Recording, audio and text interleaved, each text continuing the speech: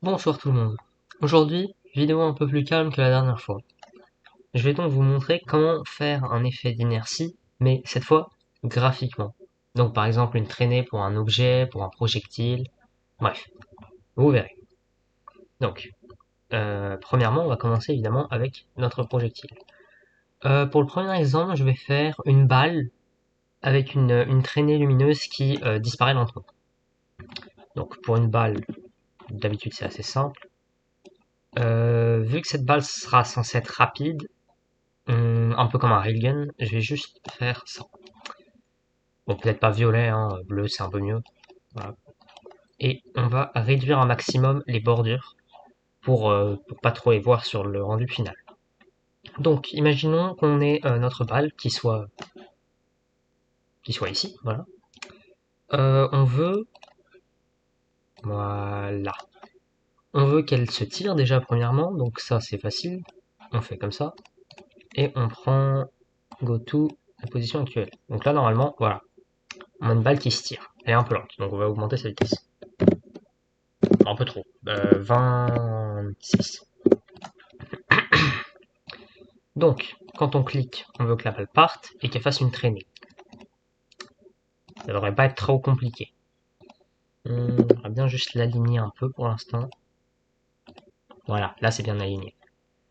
Donc, pour commencer, on va vouloir nous prendre, euh, quand je commence en tant que clone, et on va vouloir créer un clone de moi-même. Donc là, normalement, on aura un effet un peu bizarre, voilà, comme ça.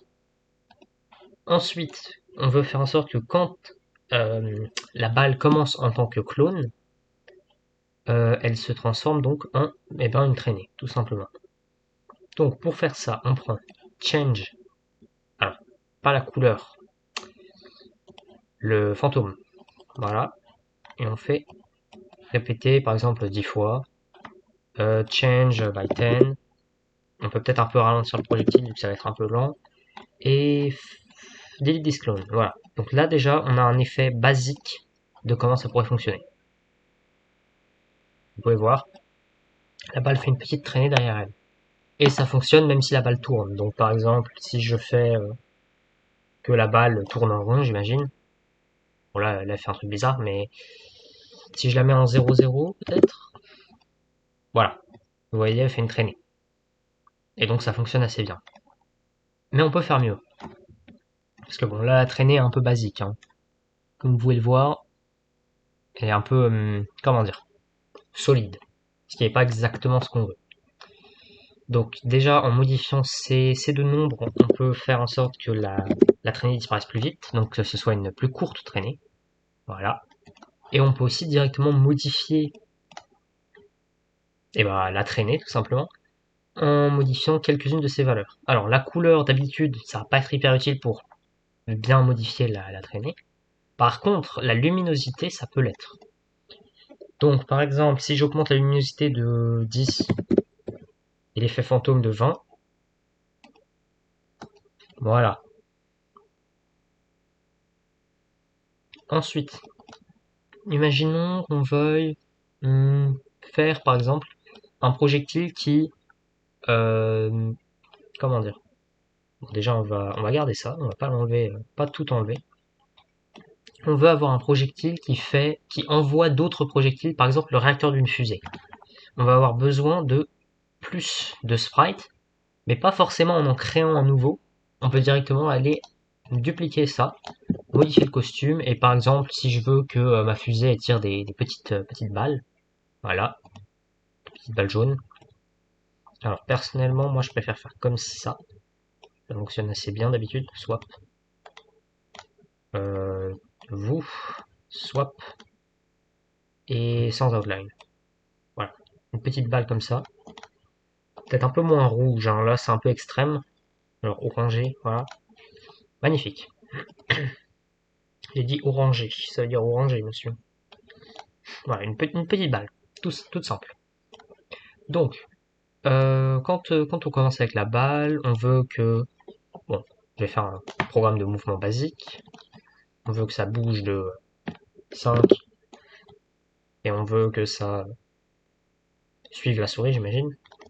Voilà, donc là on a une petite balle. On veut pas avoir la petite balle, justement, on veut avoir le costume original, qui est donc celui-là. Boum.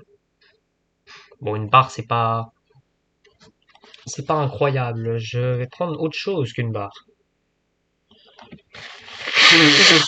Excusez-moi. Donc, ce qu'on veut prendre, par exemple, ça serait... j'arrête pas de cliquer sur le pinceau. Choose a sprite, pardon. Arrow, le fameux qui veut charger. Voilà, Arrow. On va l'appeler costume A, comme ça, enfin costume 1. Costume 1. Non, pas art costume. Arcos. Oh non, mauvais flashback. Sans espace. Voilà, donc là, switch au costume 1. Ok, donc là, on a une flèche qui suit la souris, bon, tout va bien. Évidemment, elle a pas des mouvements incroyables, pas d'inertie, pas de rotation dynamique, mais c'est pas grave. Vous verrez. C'est pour plus tard, encore une fois. Donc, on veut créer un effet réacteur. Comment on fait? Relativement simple, il suffit juste de faire. Donc où es-tu? Contrôle. When... Non, pas when, justement. Create a clone of myself. Donc bon, là, il va faire cet effet un peu trippy, étrange. Il est joli, mais c'est pas ce qu'on vise à obtenir. Voilà. Donc, si on veut, parce que ça fait une ligne trop dense. Si on veut faire un effet un peu mouvement, etc., ça peut être pratique de l'utiliser comme ça. Donc, on peut juste prendre when I start as a clone. On fait répéter 3 fois. Donc, c'est vrai que le 3 marche pas. Ah, donc 3 fois comme ça. Euh, look. Et ensuite, change ghost by 30. C'est vrai que le 3 marche pas, excusez-moi. Oh là là. Donc 0,30 c'est la même chose que 30 en soi. Voilà. Et ensuite, delete this clone, qui est donc ici. Oui, delete this clone, il est là. Et là, boum. Donc là, on a un effet un peu... voilà. Et plus la flèche bouge vite, c'est bien parce que ça s'adapte tout seul, plus la flèche bouge vite, plus l'effet sera visible. Vous pouvez voir que là, on a vraiment l'impression qu'il y a un blur, comment dire, un peu comme sur un appareil photo. Ça peut fonctionner pour ajouter un petit peu de dynamisme à quelque chose de très rapide, une balle, un projectile, un joueur, voilà. Et surtout pour, par exemple, si un power-up vous accélère beaucoup, ça peut être bien de rajouter cet effet pour bien voir la vitesse. Mais il y a aussi un autre truc qu'on peut faire avec cette petite boucle qui crée un clone de vous-même, c'est que vu qu'on a un costume numéro 2 qui est une toute petite boule, on peut faire ça. Quand je commence en tant que clone, alors, il va falloir que je fasse move, euh, je sais pas, une blague, moins fonctionne pas, il fonctionne, moins 18, je vais dire moins 18, on verra si ça fonctionne. Ensuite, répéter 3 fois ou plus, on va répéter 10 fois. Bon, ça sera peut-être un peu long, 10, mais c'est pas grave. Répéter 10 fois, changer en tant que fantôme, et bouger de moins 4.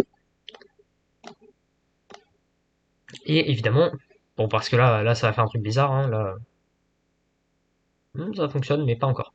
Vous allez voir, il faut faire. Donc déjà, switch to costume 2, c'est pas le bon. C'est switch to costume 1, switch to costume 2, c'est ici. Switch to costume 2, voilà. Et donc là, vous pouvez voir qu'on a une petite traînée un peu de réacteur, mais c'est pas, enfin c'est très, comment dire, linéaire, voilà. C'est, ça fonctionne, hein, ça fait une petite traînée de bouboule, mais ça peut être mieux. Comment est-ce que ça peut être mieux, vous pourrez vous demander? C'est assez simple. Il suffit juste soit de modifier la taille des trucs, soit de modifier leur angle. Pour modifier leur angle, pour faire un truc un peu aléatoire, genre réacteur, on peut faire moins 5 jusqu'à 5. Bam. Est-ce que je l'ai fait bien? Non, c'était juste après ce step-là qu'il fallait faire. Et là, peut-être ralentir mon vaisseau parce que là, il est légèrement rapide. Voilà. Et là, vous pouvez voir qu'il y a une petite traînée, comme un réacteur, qui disparaît après un certain temps. Mais ça fonctionne, hein, mais c'est pas encore magnifique, comme tu dirais. Donc déjà, on peut augmenter le spread. Donc par exemple, si je fais ça, on aura un spread de 30 degrés derrière la flèche. Donc vous pouvez voir que les babales partent un peu plus chaotiquement. Ça fait un peu plus un effet flamme. Mais on peut faire mieux, encore mieux que ça, oui. On peut faire en sorte que la taille des babales, ce soit par exemple cette size to, je sais pas moi, 500. Ça fait quoi 500? Oups, je l'ai fait sur la flèche. Excusez-moi, dupliquer, 100, voilà. Par exemple, si je mets la taille des balles à 500, bon déjà ça fait, d'accord. On dirait que le bout de la flèche est en feu. C'est le principe, disons. D'ailleurs, on peut aussi faire du feu réaliste avec ça sur un truc qui ne bouge pas, genre la flamme par en haut, mais je vais pas entrer trop dans les détails pour ça. C'est pas très compliqué, mais c'est pas le sujet de la vidéo, comme je dirais. Donc, je reprends. Pour faire un réacteur, donc, il nous faut, donc là j'ai mis la taille à 500, ensuite je fais set size, tout, donc, size. Là la size c'est 100, ça va bientôt être 500, vous verrez. Enfin, pour celui-là en tout cas, ça va être 500. Donc 500 divisé par 10, ça fait 50, donc set size to size moins 50. Et là, voilà, on a un effet flamme réelle. Bon, alors là, c'est un peu bizarre parce que c'est une flèche, donc il n'y a pas vraiment de genre réacteur, si vous voyez ce que je veux dire. Mais si je faisais un vrai sprite, et voilà, tout le monde est content. Voilà, le vaisseau est fait, il est magnifique. Voilà. Et donc là, et ben voilà. Là, ça fait un effet un peu plus réacteur. Bon, il y a un petit pixel blanc, ça peut être réglé facilement. Laissez-moi juste montrer comment. Là, j'ai juste mis mon truc en un peu trop sharp. Il suffit juste que je fasse ça. Et normalement, voilà, là, ça fait un effet réacteur. Donc bon, là, c'est très linéaire hein, comme effet réacteur. C'est très jaune, comme je dirais. Donc il y a deux manières de randomiser la couleur. Déjà, de 1, la couleur, elle est contrôlée par ça. Sauf que bon, c'est color effect. Donc je vais vous montrer. Si par exemple je mets color effect à 0, c'est la couleur originale. Si je le mets à 10, je crois bien que ça augmente le slider de couleur, qui est donc ici, de 10 points. Donc c'est pas hyper pratique, mais ça fonctionne. Par exemple là de 20 points, de 40 points, de 70 points, de 100 points, bon là ça devrait, voilà, et je crois bien que, non c'est 256 là à la limite. Non, ça a pas l'air d'être 256. Ah, c'est 200. Ok. Donc, ce slider-là, c'est 200 points. Par exemple, si je le mets à 160, je pense que ça va être violet. 160. Voilà. Ok. Donc, c'est sur 200 points que ça fonctionne. Donc, sachant que notre petite bouboule là, elle est rouge. C'est pas du rouge, c'est du jaune. Je suis aveugle.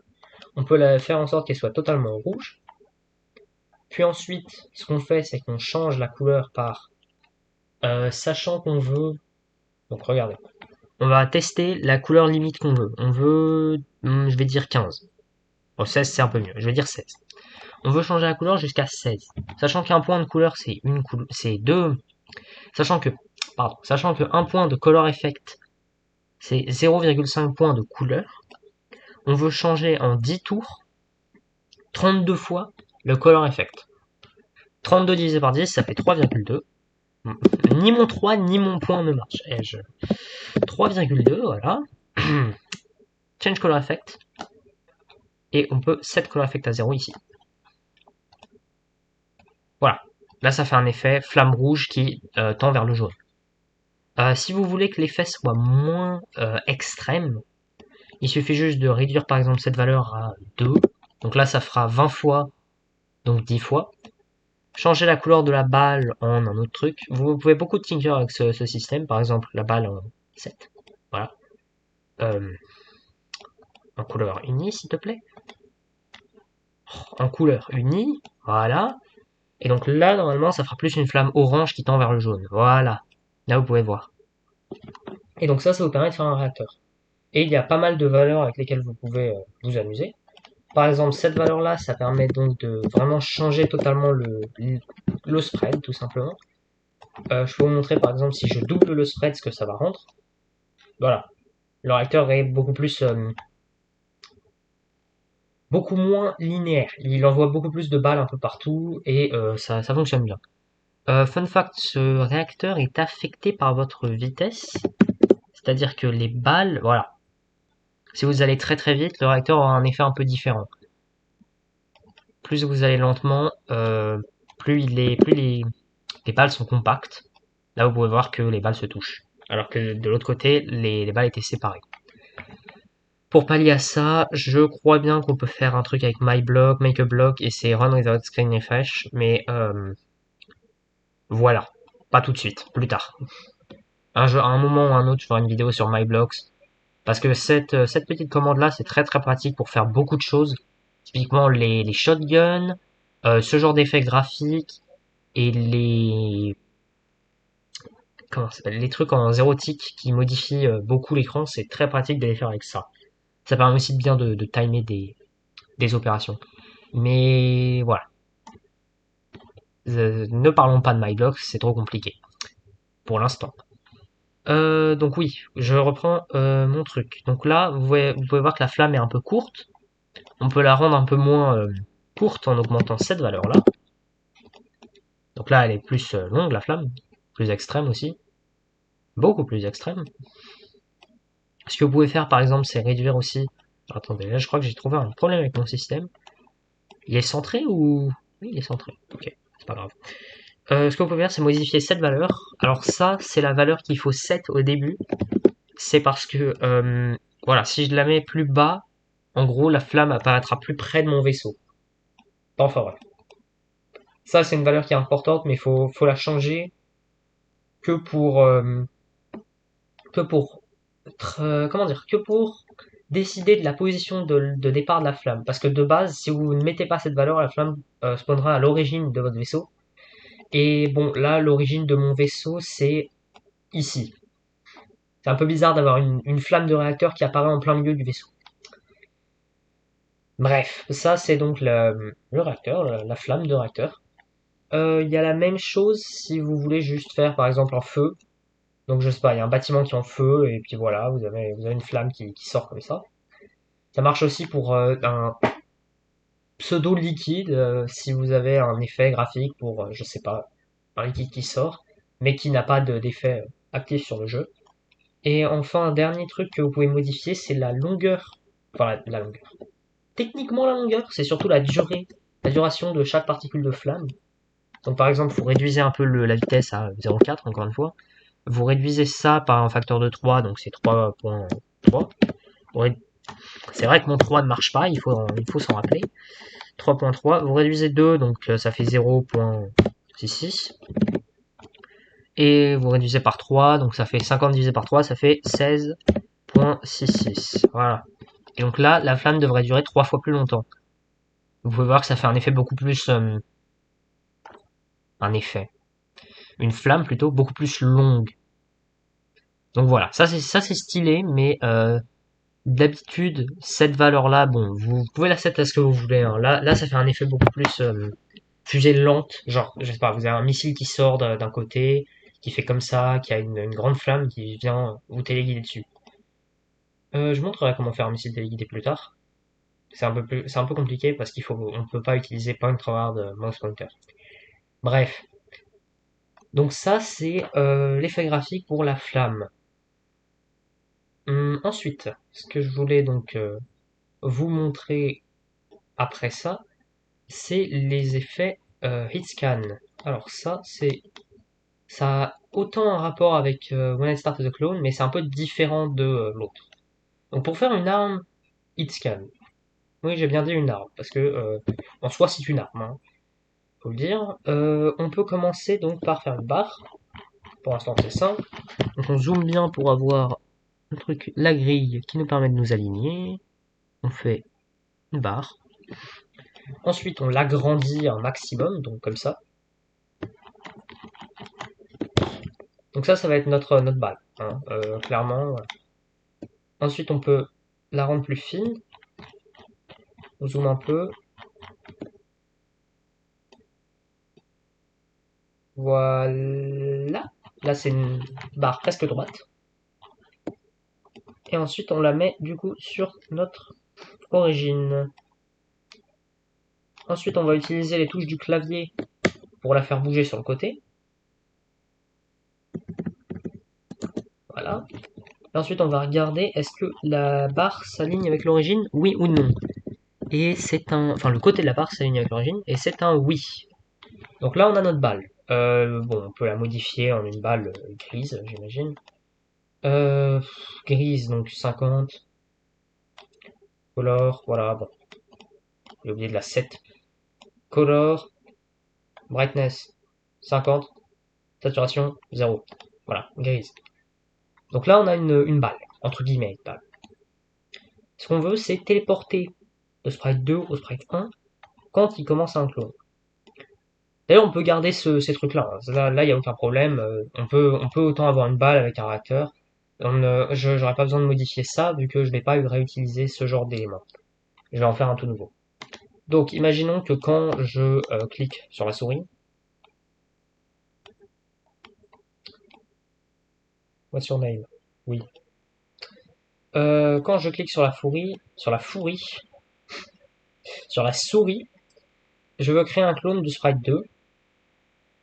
Et j'ai bien dit quand je clique sur la souris, donc c'est sensing, mouse down, et notre dernier ami, when flag is clicked. Ok, donc là, normalement, on a ça qui fonctionne. Ensuite, quand je commence en tant que clone, je vais aller à sprite 1, et là, usuellement, je ferai... En réalité, non, je vais le faire maintenant, parce qu'il y a une manière plus simple, vu que là, le sprite 1 pointe toujours vers la souris, qui serait point forward mouse pointer. Mais on peut faire un truc un peu mieux, qui est point in direction. Ça marche même si la souris pointe pas directement vers la souris.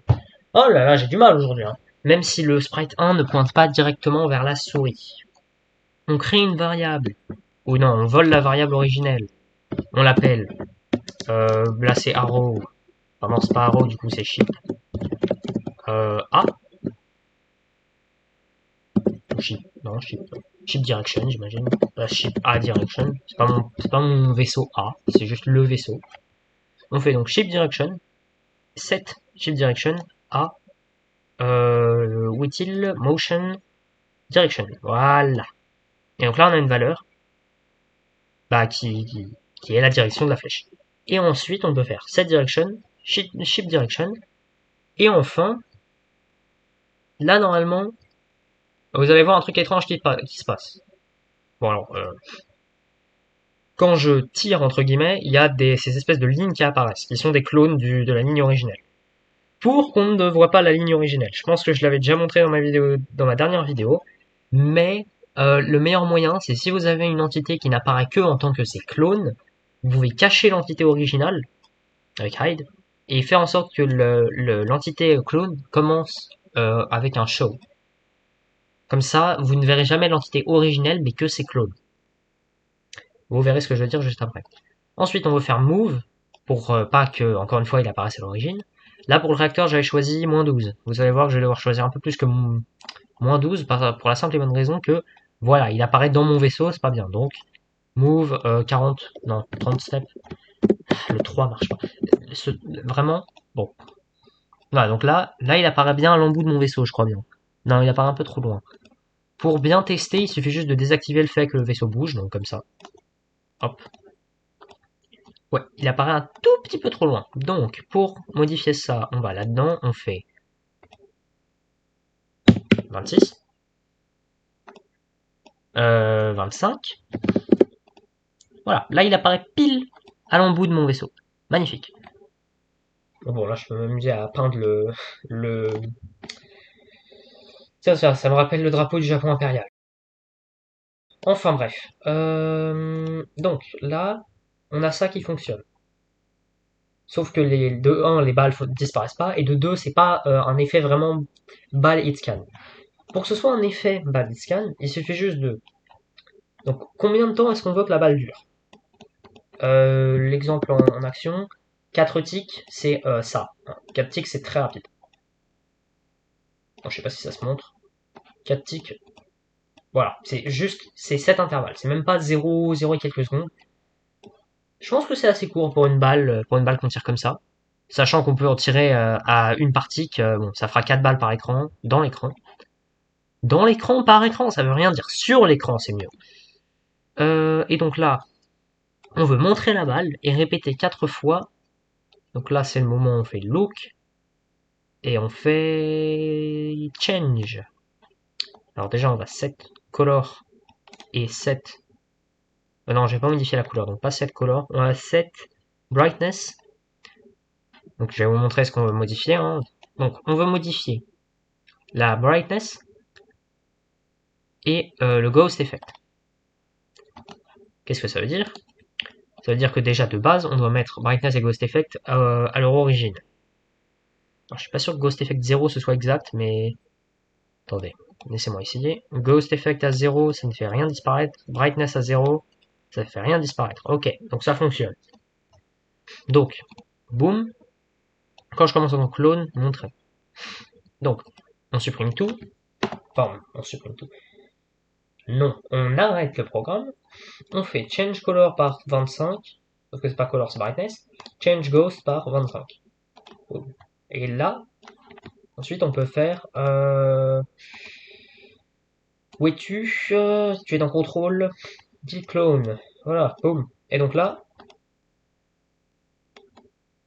Bon, alors là, on dirait un pointeur laser. C'est un peu bizarre. Peut-être si je faisais en sorte que lui ait un petit timer. Alors, le plus minuscule des timers qui existent, ça va être 0.01, j'imagine. On va voir ce que ça rend.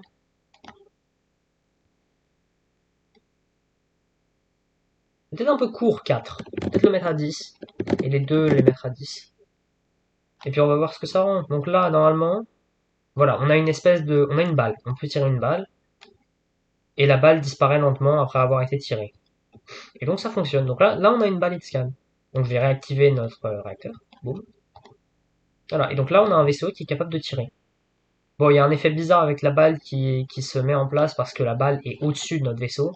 Mais pour pallier à ce problème, on peut juste aller sur la balle et faire go to Brazil, go to back layer. Boum, au revoir. Et donc là, normalement, voilà, on a une balle qui fonctionne, balle scan. Alors ça, c'est si c'est une balle perçante, parce que pour faire en sorte que cette espèce de laser s'arrête, eh ben, ça va être étrange, hein. Il faut MyBlocks, parce qu'on veut faire une énorme quantité de move to pour vérifier sur toute la ligne de la balle où est-ce qu'on s'arrête. Et je crois bien qu'il faudra aussi utiliser les extensions, enfin l'extension pen, pour pouvoir faire vraiment le traceur de la balle.